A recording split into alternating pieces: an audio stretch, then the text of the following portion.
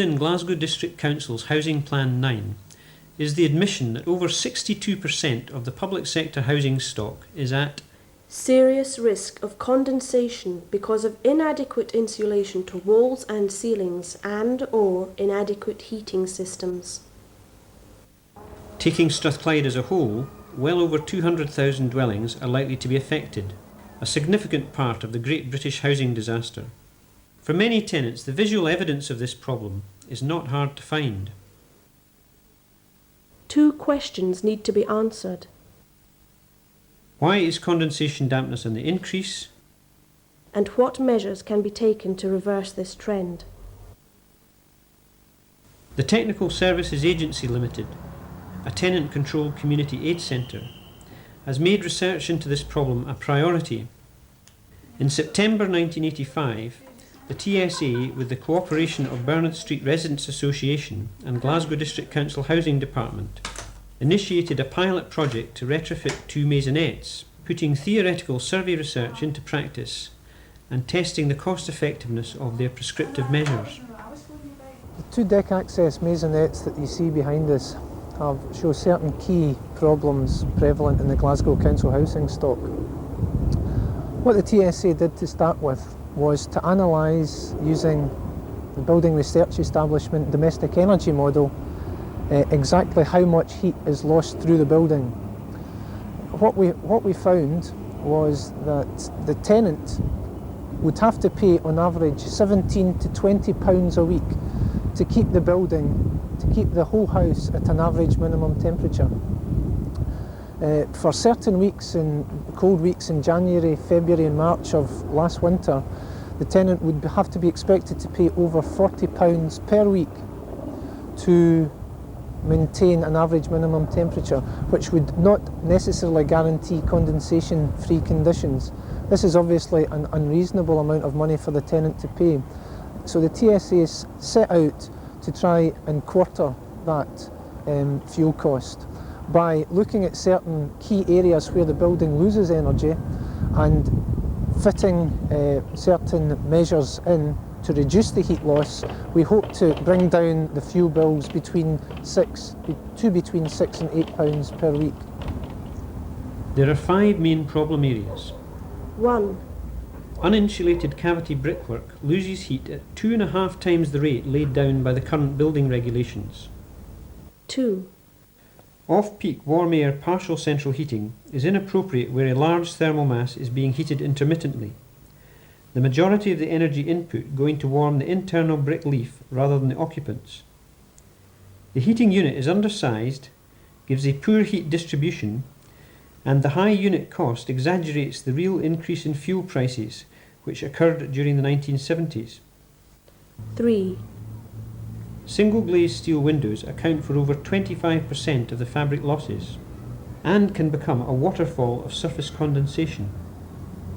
4. Deck access galleries increase the surface area for heat loss and the cold bridging effect, as well as creating vulnerable junctions for penetrating dampness. 5. No account has been taken of activities which produce relatively large amounts of water vapour. Clothes drying alone can introduce 5 kilograms of water vapour, which will migrate through the dwelling and condense on any surface below dew point. Typically thermally isolated bedrooms at gables are worst affected. Opening windows may allow water vapour pressure to equalise, but can in turn further lower internal temperatures, as heat will be lost in direct proportion to the increase in air change rates. With the assistance of the Community Resources Project at Glasgow College of Technology, the maisonettes were monitored during February and March to ascertain in practice their thermal characteristics, and a variety of temperature profiles were produced, which clearly illustrate the extent of the problem. Condensation dampness occurs due to the key relationships between wall surface temperatures and relative humidity. The top graph shows the bottom ground floor flat with an intermittent heating cycle, and you can see the wide fluctuations in internal temperatures, both air and surface. This type of profile exacerbates the condensation problem.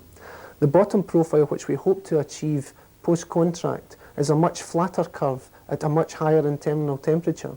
This happens because the internal brick skin acts as a heat store and evens out the temperature fluctuations. This type of graph would almost guarantee condensation-safe conditions. It must be borne in mind that these particular dwellings are by no means the worst case. Indeed, most of the flats constructed in Glasgow's peripheral estates have significantly higher rates of heat loss. We asked the tenants who live in the two maisonettes at the gable end for their views on the problem. Cold. The house is really very cold, upstairs especially. Downstairs is in the living room's the only place we heat. We back up with a gas fire, bottle fire. Up in the bedrooms, the sills are really wet in the morning. There's pools of water along ledges when you get up. And there's some dampness in the bathroom ceiling, up the stair. At the start, when we moved into the house, we used the heating system. And, well, there wasn't much cop. It cost a lot to run it. It was only heating the living room. And we used the electric fire along with this heater. So we just stopped using it altogether and got a portable gas heater.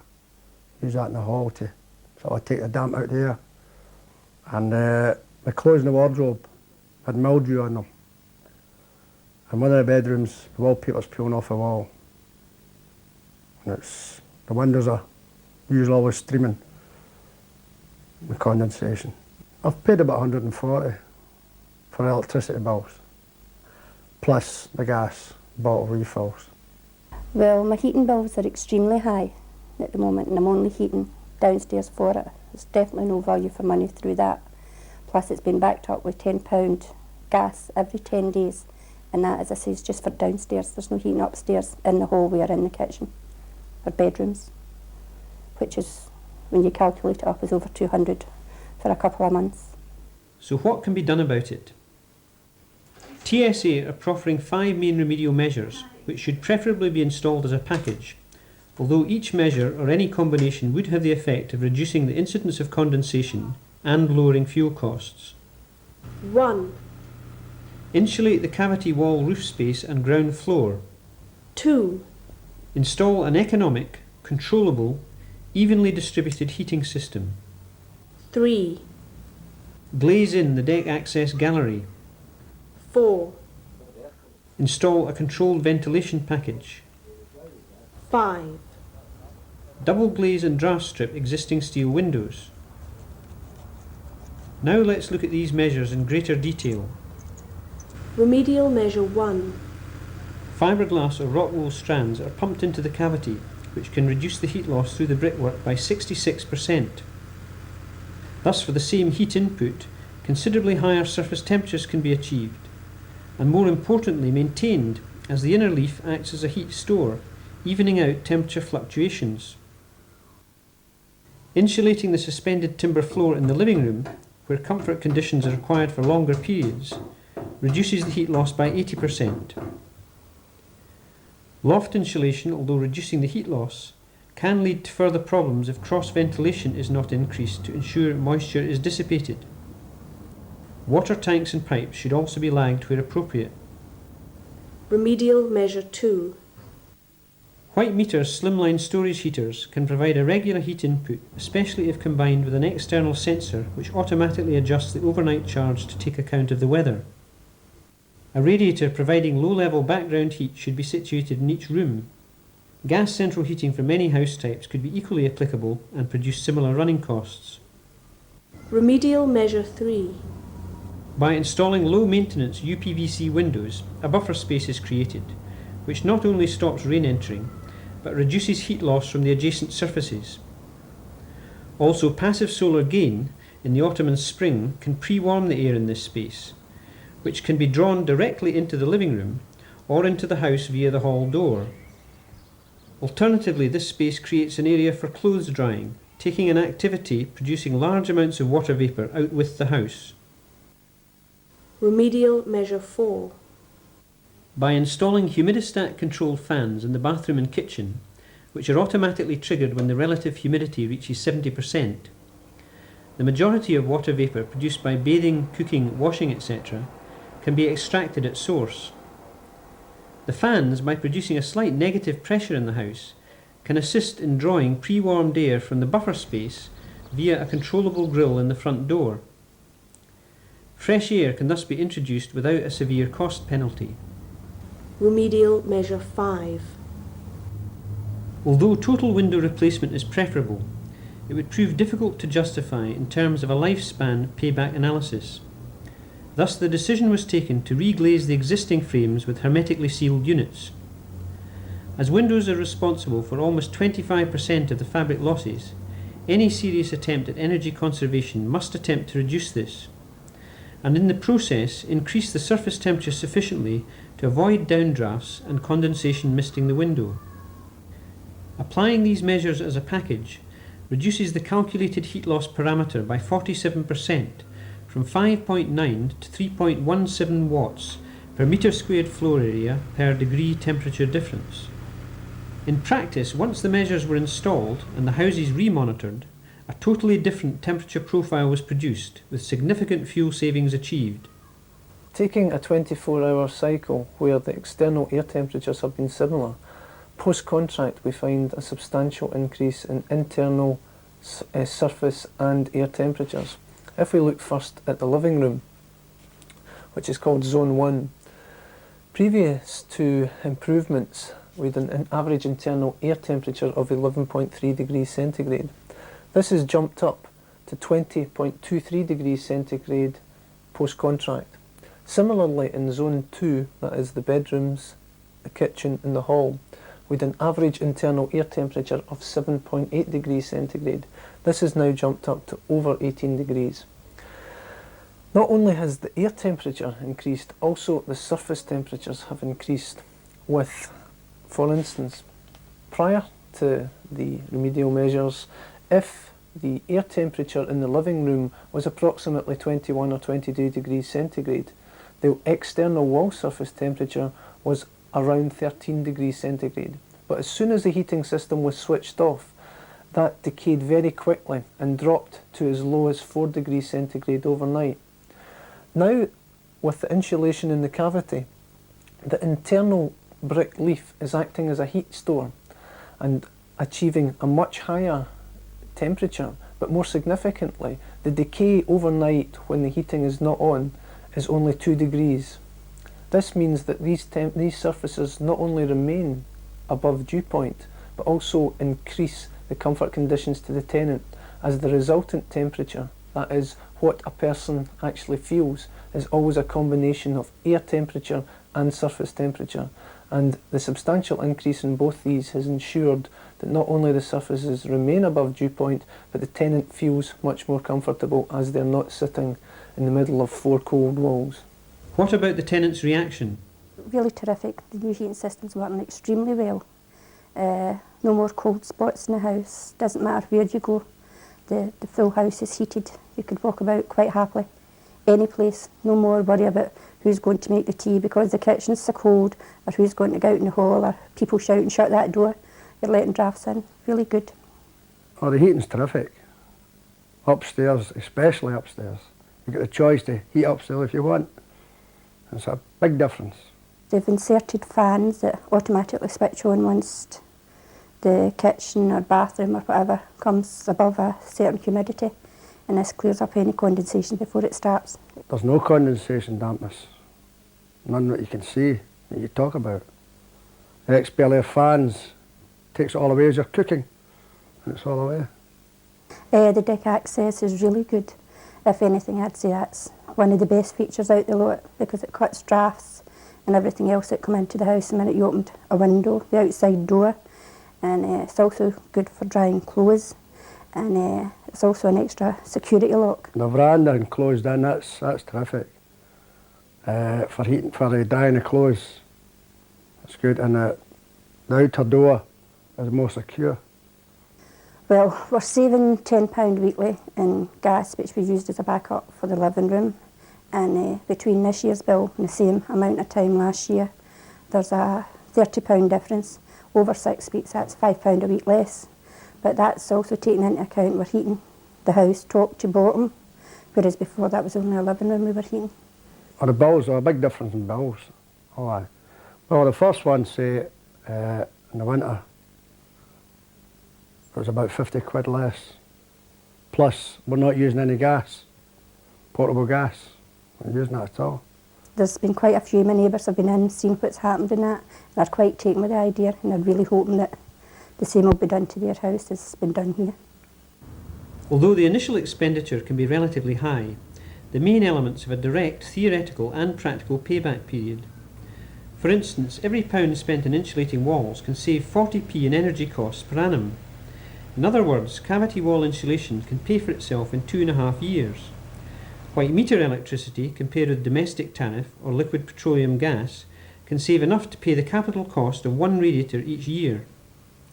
Even double and deck access glazing, by reducing heat loss and providing pre-warm ventilation air, have measurable payback periods, particularly in relation to the dwelling's expected lifespan and maintenance. It must be understood that piecemeal measures, such as dry lining, commonly known as false walls, and halophane washes, or further ill-conceived improvement measures such as partial central heating, blocking flues and draft stripping on its own, are not only unlikely to be cost-effective, but will themselves require further expenditure as they are treating the symptoms, not the cause. The medical links between mould fungal spores, which arise out of condensation dampness, and infections of the upper respiratory tract remain relatively unpublicised. Mould can affect health in a number of ways. First of all, it can live on mucus within the lungs. It can also cause lesions within lungs, and it can also cause allergic reaction in some people. Some people are naturally predisposed to being allergic to certain moulds, whilst others can become so, having been exposed over a period of time to that mould. Now, whilst it's always difficult to actually take a particular instance of disease and say this is linked to mould in the house, there is a growing weight of evidence which correlates the incidence of respiratory illness in children to the presence or to living in damp, mouldy houses. Now, whilst I'd like to see a lot more research to link the two aspects, I nonetheless feel that the evidence is pretty compelling, certainly to the extent that I wouldn't be happy about my children living in houses which were damp or mouldy. My house is riddled with dampness. I have a laddie that suffers from asthma. He's 14 years of age, and my youngest is 6 months. He's in a monitor. I've had a health visitor coming out, and I've had the doctor out seeing them. I've had a child with pneumonia, and they have advised me to get out of the house. The dampness in the house is terrible. They've sent medical certificates in to get rehoused, and the doctor has wrote to the medical board itself personally, and to no avail. I've got a letter stating I have not to go on the medical list on these grounds. There are not sufficient enough grounds to go on the medical list, which I think is all wrong, because the house is totally a shambles as far as dampness is concerned. I've got it in the one bedroom where the health visitor has stated that none of us have to use it all during the winter. Me and the wife have to pull a mattress in here and pull the cot into the living room. And that's it, as I said, it's the same routine every night and the same routine in the morning again, taking it back in. And it really is, it's getting to be a strain in our marriage. And for the kids' health, it is really deplorable. My kid, as I said, I'm feared she takes another attack in pneumonia. I could lose her. And this is what I'm frightened of. And as I said, they won't give me another house on medical grounds. Well, the size of the mould spores are very influential in the type of disease which they have the capacity to cause. The smallest moulds can be breathed right down into the lungs and may in fact give rise to things like alveolitis, whereas larger particles become lodged in the bronchi and may cause, for example, asthma. And the larger still can be caught in the nasal cavities and cause inflammation there, causing rhinitis. And whilst these things are researched in respect of the environment generally, there's possibly less established links between that and the internal domestic environment, but we would hope that with continuing research we would be able to establish these links more clearly. A recently published report which studied the health of children in Edinburgh's council estates has provided some alarming results. This research that we did in this unit, I think, has demonstrated several things. Firstly, that it's not the behaviour of tenants which is primarily responsible for the damp. We found that the damp dwellings were confined mainly to particular streets and particular forms of dwellings, and in particular some forms of renovation. Secondly, we found that tenants do not exaggerate the extent to which their houses are damp. There was a very close agreement between the tenant's assessment of the damp and an independent assessment of that damp. Thirdly, I think we've shown that there is a very strong relationship between damp housing and particularly the presence of mould and a whole set of symptoms in children, so that children in damp houses are more likely to be reported as having suffered from respiratory problems, diarrhea, vomiting, aches and pains, fatigue, nervousness, and a sort of general malaise. We've also shown that women who live in damp houses are much more likely to suffer emotional distress than are women who live in dry houses. We've also attempted to rule out other explanations for these findings. Particularly, we've ruled out smoking as a contributory factor to the children's symptoms. We also know that the findings are not related to exaggeration on the part of the tenants. And we know that, in fact, it's not related to bias on the part of the people doing the investigation. So we've got a lot of confidence in these findings. And we've also got reason to suppose that we can account for why damp housing should cause these particular symptoms in children. In particular, we're now exploring the effects of mould, particularly the fungal spores which are present in mould, as they may be related to the etiology of the symptoms. The long-term harmful effect on tenants' health due to the serious risk of condensation dampness because of inadequate insulation to walls and ceilings and/or inadequate heating systems is now becoming clear. For how much longer are tenants to bear the blame and suffer the burden of the Great British housing disaster?